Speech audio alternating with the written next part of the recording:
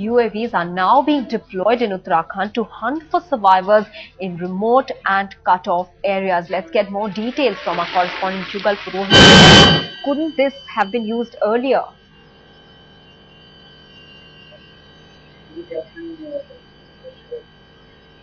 Jugal, are you there with us?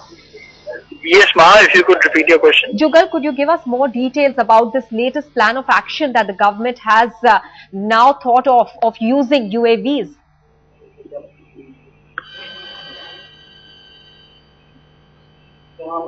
All right, the link to Jugal Purohit doesn't seem to be that great at this point in time, but Jugal has been telling us that to find the rest of the survivors, remember 15,000 people are still missing and the rescuers have to get to them even during this inclement weather because time seems to be running out for the survivors as well. So the government has now decided to use UAVs.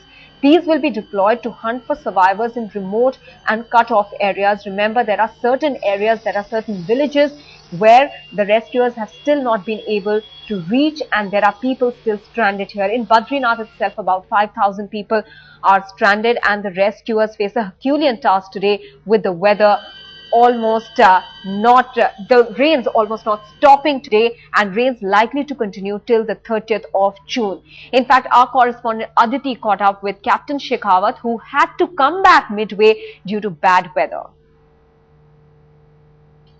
Bad weather has hampered rescue operations here in Dehradun. In fact, at the Sahasratara helipad in Dehradun, a lot of choppers had taken off in the morning, but they had to come back midway owing to the bad weather. I have with me Captain Shekhawat here. Sir, you were one of those pilots who had taken off in the morning and you had to come back. What was the reason? That's right, ma'am.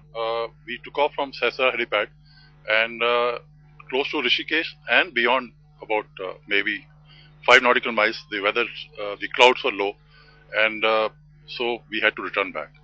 So what do you predict? The weather does not look very good at this point of time. What do you think? How long are you going to wait before you can start flying again? The weather, as per what I saw on the satellite imagery on the IMD side, the eastern portion of the Uttarakhand was all cloudy and the clouds was shifting towards the western side.